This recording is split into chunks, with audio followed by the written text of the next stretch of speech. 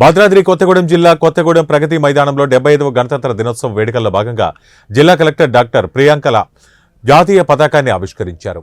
జిల్లా ఎస్పీ రోహిత్ రాజుతో కలిసి పోలీసు గౌరవ వందనాన్ని స్వీకరించారు.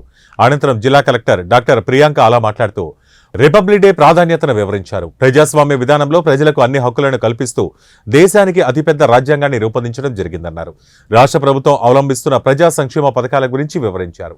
ఆర్థిక పురోగతి లక్ష్యంగా మహాలక్ష్మి, గృహజ్యోతి, మహిళలకు ఉచిత బస్సు సౌకర్యం కల్పిస్తున్నట్లు తెలిపారు.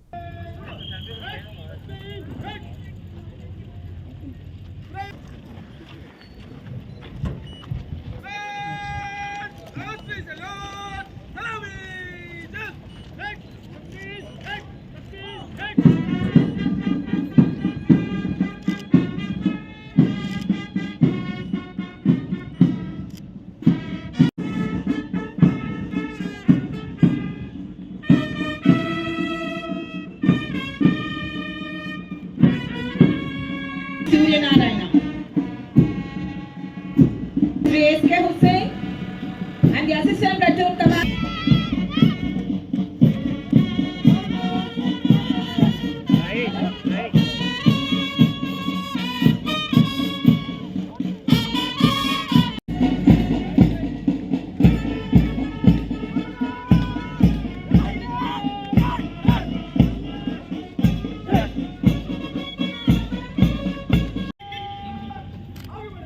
మన సంస్కృతి సాంప్రదాయాలు ప్రపంచ దేశాలకు ఆదర్శంగా నిలుస్తున్న ఈ శుభ తరుణంలో జిల్లాలో చేపట్టిన అభివృద్ధి సంక్షేమ కార్యక్రమాల ప్రగతి తెలియజేస్తున్నందుకు ఎంతో సంతోషిస్తున్నాను. మహాలక్ష్మి పథకం ప్రభుత్వం కొలువు తీరిన 2 రోజుల్లోనే 2 మహనీయ పథకాలను ప్రారంభించుకోవడం చాలా సంతోషం. ప్రజా సంక్షేమంలో ప్రభుత్వ సంకల్పానికి నిదర్శనంగా ఈ పథకాలు తెలంగాణ ఆడబిడ్డలను మహాలక్ష్ములను చేయాలని ప్రభుత్వ ఆలోచనలో భాగంగానే మహిళలకు ఉచిత బస్సు ప్రయాణాన్ని ప్రారంభించుకున్నాం. ఈ పథకం మహిళలకు ప్రయాణ సౌలభ్యాన్ని కలిగిస్తుంది.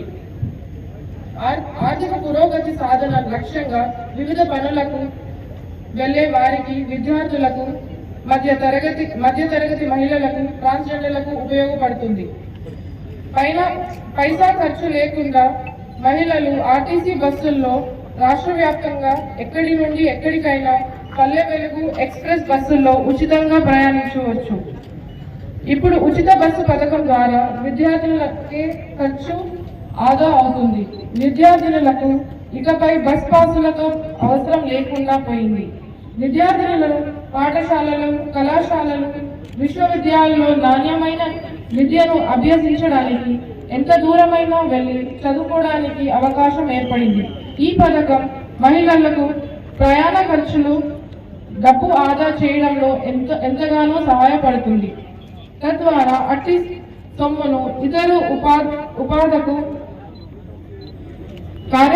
కార్యకలాపాలకు, గృహ అవసరాలకు వినియోగించుకోవచ్చు. పైపెచ్చు ప్రయాణ ఖర్చుల కోసం కుటుంబ సభ్యులపై ఆధారపడవలసిన అవసరం లేకుండా పోయింది. ఉచిత ప్రయాణాన్ని వినియోగించుకోవాలంటే ప్రయాణ సమయంలో మహిళలు ధృవీకరణ కోసం ఆధార్ లేదా ఏదైనా గుర్తింపు కార్డును కండక్టర్కి చూపాల్సి ఉంటుంది. డిసెంబర్ 9న తేదీన ప్రారంభించిన ఈ మహాలక్ష్మి పథకంలో ఇప్పటి వరకు 9,56,128 మంది మహిళలకు ఉచితంగా ప్రయాణించారు. రాజీవ్ ఆరోగ్యశ్రీ వైద్య సాయం 10 లక్షలకు పెంపు.